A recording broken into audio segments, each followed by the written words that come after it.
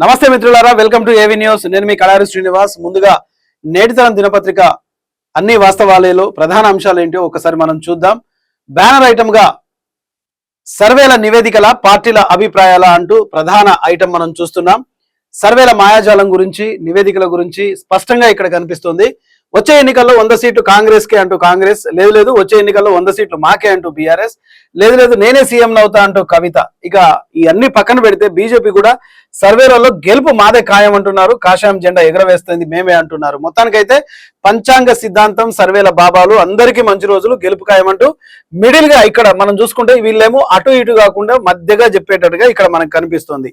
ఇక వాస్తవానికి ప్రజా సమస్యలన్నీ పక్కన పెట్టేసి సర్వేల నివేదికలకు, ఉగాది నాడు సిద్ధాంతాలు చెప్పే మాటలకు పెద్ద తేడా ఉండదు. ఉగాది రోజున అన్ని రాజకీయ పార్టీలు పంచాంగ శ్రవణాలు చేపడతాయి.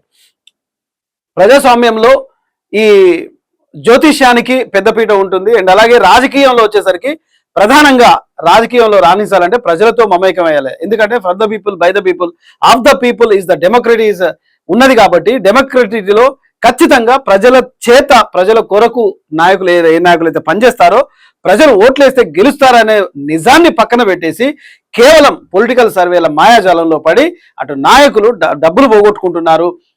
పొలిటికల్ సర్వేలలో ఉన్న సిబ్బంది బ్రతుకు తెరువు కోసం వాళ్ళు సర్వేల పేరుతో అనేక రకాలైన సర్వేలు ఇస్తున్నారు. ఈ సర్వేల మాయాజాలంతో జనాలు తికమకలైపోయి, అరే ఫలానోడు గెలుస్తారట, వీనికేస్తే ఓటు తక్కువ పడుతుంది కదా, మన ఓటు మురిగిపోతుంది కదా అనే ఆలోచనతో ప్రజలు మారిపోతున్నారు. కాబట్టి ప్రజలు ఇదంతా పట్టించుకోకండి. ఈ సర్వేలు, ఈ మాయాజాలాలు, ఈ పంచాంగాలు ఇవన్నీ ఆ ట్రాష్ అన్నట్టు. ఎందుకంటే ఈ సర్వేలలో మనం ప్రధానంగా అంశాన్ని చూస్తే ఉగాది పంచాంగ శ్రవణాల గురించి అందరికీ తెలుసు. పంచాంగాలన్నీ ఒక్కటే అయినా పంచాంగ శ్రవణం మాత్రం వేరు సిద్ధాంతాలు వేరువేరుగా ఉంటారు. ఉగాది రోజున రాజకీయ పార్టీలు ఉగాది ఉత్సవాలు, పంచాంగ శ్రవణాలు దాదాపు నిర్వహిస్తూ ఉంటారు. సిద్ధాంతులు ఆయా పార్టీల కార్యాలయాల్లో పంచాంగ శ్రవణం చేస్తుంటారు. సిద్ధాంతులు అందరూ ఆయా పార్టీలకు ఆ సంవత్సరం ఎంతో కలిసి వస్తుందని చెప్తారు. కానీ ఈ సంవత్సరం మీకు పార్టీ బాగాలేదని ఏ సిద్ధాంతి చెప్పడు. ఎందుకంటే ఎన్నికలు ఏడాది నిర్వహించే పంచాంగ శ్రవణంలో ఇలాంటి మాటలు చెబితే ఎంతో కొంత నమ్మకం అనిపిస్తుంది. కానీ ప్రతిసారి నిర్వహించే పంచాంగ శ్రవణంలో మాత్రం అవే మాటలు వినిపిస్తుంటారు. ఇక అన్ని మంచి శకునాలే అంటారు. ఎన్నికలు జరిగిన ఏడాది కూడా ఇదే మాట చెప్తారు. ఎన్నికలకు 4 ఏళ్లున్నా అదే మాటలు వల్లిస్తుంటారు. ఎందుకంటే పిలిచిన రాజకీయ పార్టీలకు ఉగాది కార్యక్రమానికి హాజరై మీ పార్టీ పరిస్థితి బాగలేదని చెప్పే ధైర్యం ఏ సిద్ధాంతి చేయడు. ఎందుకంటే నాయకులు పండుగ రోజున ఉగాది పంచాంగ శ్రవణం చెప్పు అని వాళ్ళు పిలుస్తారు కాబట్టి, ఎన్నో డబ్బులు ఇచ్చేసి వాళ్ళని ఆహ్వానిస్తారు కాబట్టి ఆ నాయకునికి వ్యతిరేకంగా చెప్పే దమ్ము ధైర్యం ఏ సిద్ధాంతి కూడా చేయడు. ఎందుకంటే పరిపాలన చేసే వ్యక్తికేమో మీది మంచి రోజులు ఉన్నాయి, మీరు ఇంకా ప్రజలు మిమ్మల్ని ఆదరిస్తారని వాళ్ళకి చెప్తారు. మళ్ళీ ఇదే ప్రతిపక్ష పార్టీ వాడు పిలిస్తే మళ్ళీ అక్కడికి వెళ్ళి కూడా లేదు ఈసారి మీకు రాజ్యాధికారం మీకే ఉంటుంది, మిమ్మల్నే ప్రజలు ఎన్నుకుంటారు అని చెప్పేసి, అంటే అటు ఇటు కాకుండా మధ్యవర్తిగా చెప్పే పంచాంగ శ్రవణాలు ఒకవైపు ఉంటే, సర్వేల మాయాజాలం మాత్రం మీకు 100 సీట్లు వస్తాయి నీళ్ళకి చెప్తారు, వాళ్ళకి 100 సీట్లు వస్తాయని చెప్పారు. అందరికీ 100 సీట్లు వస్తే మరి ఏ విధంగా ప్రజాస్వామ్యంలో ఎవరు గెలుస్తారనేది ప్రశ్నార్థకం. ఇక ఏ సిద్ధాంతి చెప్పడు. సరిగ్గా ఇటీవల పుట్టగొడుగులా వెలిసిన సర్వే సంస్థలు కూడా అదే చెప్తున్నాయి. ఇలాంటి సర్వే సంస్థలు నమ్ముకొని రాజకీయ పార్టీలు పదే సర్వేలు నిర్వహిస్తుంటారు. ఏడాదికోసారైనా సరే సర్వేలు నిర్వహించుకుంటారు. ఎంతో కొంత బయట సర్వేలు కొన్ని నిజాలు చెప్తాయేమో కానీ పార్టీలు నిర్వహించే సర్వేలో ఆ పార్టీకి వ్యతిరేకత ఉందని మాత్రం చెప్పడం జరగదు. సర్వే చేసే వారికి నిజాలు చెప్పండి, అబద్ధాలు చెప్పకండి అని చెప్తారు. కానీ నిజాలు చెప్తే మళ్ళీ సర్వే అవకాశం ఆయా పార్టీలకు, సంస్థలకు ఇవ్వవు. ఈ విషయం కూడా సర్వే సంస్థలకు తెలుసు. అందుకే ఒక అబద్ధానికి 10 అబద్ధాలు చేర్చి నివేదికలు తాజాగా ఇస్తుంటారు. అయితే మనం తెలుసు 100 అబద్ధాలు ఆడైనా ఒక పెళ్లి చేయాలనుకున్నారు. కానీ ఇవాళ 100 అబద్ధాలు ఆడి కూడా అధికారంలోకి రావాలని చూస్తున్నారు. తాజాగా కొన్ని సర్వే సంస్థలు తమ నివేదికలను ఆయా పార్టీలకు ఇచ్చాయి. ముఖ్యంగా కాంగ్రెస్ పార్టీ నిర్వహించిన సర్వేలో వచ్చే ఎన్నికల్లో 100కు 100 సీట్లు గెలుస్తుందని నివేదికలు ఇచ్చాయి. ఈ విషయాన్ని కాంగ్రెస్ నాయకులే స్వయంగా చెప్తున్నారు. తమ పార్టీకి వచ్చే ఎన్నికల్లో 100 సీట్లు ఖాయమంటూ ప్రచారం చేస్తున్నారు. ఇక సీఎం రేవంత్ రెడ్డి కూడా వచ్చే ఎన్నికల్లో బీఆర్ఎస్ కు ప్రతిపక్ష హోదా కూడా దక్కదని అంటున్నారు. దీనికి అటు ప్రభుత్వం పరంగా అదే నివేదికలు, ఇక సర్వేలు పరంగా అవే సర్వే రిపోర్ట్లు ఆధారం చేసుకొని మాట్లాడుతుంటారు. అవతల పార్టీని డిఫెన్స్ లో పడేందుకు కొన్ని విషయాలు జోడించి కూడా నాయకులు మాట్లాడుతుంటారు. కానీ తాము ఎన్నికల ముందు ఇచ్చిన హామీల మీద ప్రజలు ఏమనుకుంటున్నారు, హామీలు అమలు కాకపోవడంతో ప్రజలు ఏం చర్చించుకుంటున్నారనే విషయాల మీద సర్వే సంస్థలు అడిగినట్లు, ప్రజలు ప్రభుత్వం ఇబ్బందులు ఉందని చెప్పినట్లు నివేదికలు రాస్తుంటారు. అవి నిజమని నమ్మిన నాయకులు మాట్లాడుతుంటారు. సహజంగా ఎన్నికల ముందు రాజకీయ పార్టీలు ఇచ్చిన హామీలు అధికారంలోకి వచ్చిన తర్వాత అమలు చేయకుంటే నిందిస్తారే కానీ సానుభూతి చూపించడం ఎక్కడైనా జరుగుతుందా? అంటే అది కేవలం సర్వే నివేదికల్లో మాత్రమే ఉంటుంది. కాబట్టి ఇక ఇటీవల బీఆర్ఎస్ నిర్వహించిన సర్వేలో సుమారు 88 సీట్లు గెలుస్తారని ఒక సంస్థ ఇచ్చింది. అయితే మరో సంస్థ 100కు 100 గెలుస్తుందని సర్వే రిపోర్ట్ ఇచ్చింది. కాంగ్రెస్ పార్టీ 100కు 100 సీట్లు గెలుచుకున్న తర్వాత బీఆర్ఎస్ కు ఒక్క సీటు కూడా రావద్దు, బీఆర్ఎస్ 100 సీట్లు గెలిస్తే కాంగ్రెస్ ఓడిపోతుంది. కానీ రెండు పార్టీలు 100 సీట్లు ఎలా గెలుచుకుంటుంది? సర్వేల విషయంలో ఒక వ్యక్తి ఏ సర్వే సంస్థకు సమాధానం ఇచ్చినా ఒకటే ఉంటుంది. సర్వే సంస్థకు రకమైన అభిప్రాయం ఉండదు.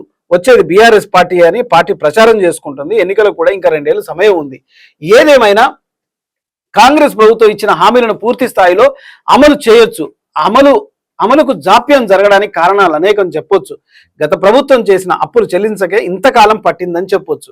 అంటే ఇక్కడ మనం ప్రధానంగా చూడాల్సింది ఏంటంటే, ప్రభుత్వం ఏమో ఇప్పుడు సర్వేల మధ్యన వెళ్ళిపోతూ ఏం చెప్తుందంటే, మాకు 2.5 ఏళ్లే పట్టింది, ఇంకో 2.5 ఏళ్ళు కూడా సరిపోదు, మేము చేసిన ఈ ప్రభుత్వ పథకాలు అయితేనేమి, హామీలు అయితేనేమి, ఇవన్నీ ఒక్కొక్కటిగా చేస్తున్నాం, మళ్ళీ మమ్మల్ని గెలిపించండి అంటూ ఒక మాట చెప్తే అయితే, మరి ఇక ప్రతిపక్షం పార్టీలో ఉన్నాయైతే లేదు ఆ ప్రభుత్వం 2 ఏళ్ల పాటు టైం కాలయాపన చేసింది, అన్ని అప్పులే చేసింది, మేము ఉన్నప్పుడు ఇన్ని అప్పులు చేశాం, వీళ్ళు 2.5 సంవత్సరాలనే ఇన్ని అప్పులు చేశారు, మాకంటే ఎక్కువ అప్పులు చేశారనే అపవాదుల మధ్య ఇక సర్వే సంస్థలు ఏం చేస్తాయంటే, ప్రభుత్వ పథకాలలో కొన్ని అవినీతి అయినాయి అన్నట్టు వాళ్ళు కల్పించుకొని ప్రజల దగ్గరికి పోయితే ఈ విధంగా అభిప్రాయాలు వచ్చాయని సర్వే సంస్థలు నాయకులకు చెప్తాయి. దీనివల్ల అసలు విషయం పక్కన పడేసి సర్వేల మాయాజాలమే ఎక్కువగా అయ్యే అవకాశం ఉంటుంది.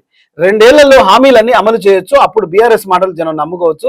అదే సమయంలో కాంగ్రెస్ పార్టీ 6 గ్యారంటీల అమలుకు సాధ్యం కాకపోవచ్చు, ఇప్పటికైనా చేతులు ఎత్తేసే ప్రభుత్వం దిశగా అడుగులు పడకపోవచ్చు, జనం బీఆర్ఎస్ ను కోరుకోవచ్చు. అప్పట్లాగా బీజేపీ కూడా వచ్చే ఎన్నికల్లో గెలుస్తామంటున్నారు. మరోవైపు కవిత ఇక నేనే సీఎం అంటున్నారు. సర్వేలు చేయించుకుంటున్నారు, వాటిని జనం ముందు పెంచుతున్నారు. సర్వేలు నమ్ముకొని రాజకీయం చేస్తే గెలుస్తారా, లేక ప్రజా సమస్యల మీద పోరాటం చేస్తే గెలుస్తారా? సర్వేలు నమ్ముకుంటే ప్రజా జీవితంలో గెలవరు, ప్రజలను నమ్ముకుంటే ప్రజాక్షేత్రంలో నాయకులుగా నిలబడతారు. ఇది వాస్తవం. ఇక సర్వేలు నమ్ముకొని రాజకీయం చేస్తే గెలవరు. ఎన్నికల్లో హామీలు పూర్తి చేస్తే మళ్ళీ గెలుస్తారా, హామీలు విస్మరించి మోసం చేస్తే గెలుస్తారా అనేది పాలకులకు తెలుసు. అయినా తమను తాము మోసం చేసుకోవడం తప్ప ఏమీ ఉండదు. ఎన్నికల ముందు చేయించుకోవాల్సిన సర్వేలు పదే చేయించుకోవడం వల్ల పెద్దగా ఒరిగింది ఏమీ లేదు. వాస్తవానికి ఆయా పార్టీలు కార్యాలయాలకు వెళ్లిన సిద్ధాంతులు ఆ పార్టీలకు మంచి రోజులని చెప్తారు. సరిగ్గా ఇప్పుడు సర్వేలు చేసే సంస్థలు చేసే పనులు ఇవే, ఇచ్చే నివేదికలు కూడా అంతే ఉంటాయి. ఇక ఎన్నికలకు 2.5 ఏళ్ల సమయం ఉంది కాబట్టి కాంగ్రెస్ అయినా సర్వేలు చేయిస్తోంది. వచ్చే ఎన్నికల్లో బీఆర్ఎస్ కు ప్రతిపక్ష హోదా కూడా దక్కదని కాంగ్రెస్ అంటోంది. ఎన్నికల హామీలు అమలు చేయకపోతే గెలుస్తామన్న ధీమాతో ఉంది. సర్వే నివేదికలు నమ్ముకొని రాజకీయం చేస్తున్నారు. కారు పార్టీ అదే చెప్తుంది, వచ్చే ఎన్నికల్లో 100కు 100 సీట్లు గెలుస్తుంది. బీఆర్ఎస్ పార్టీలోనూ అదే తేలిందని ప్రచారం చేసుకుంటున్నారు. 10 ఏళ్ల పాలనను కాదనుకున్న ప్రజలు మళ్ళీ ఎందుకు గులాబీ కావాలనుకుంటున్నారు అనేది మాత్రం చెప్పలేరు. బీజేపీ కూడా గెలిచేది మేమే, కాషాయం జెండా ఎగురవేస్తామంటున్నారు. కల్వకుంట్ల కవిత అదే విషయం చెప్తున్నారు. ఇక నేనే సీఎం అంటున్నారు.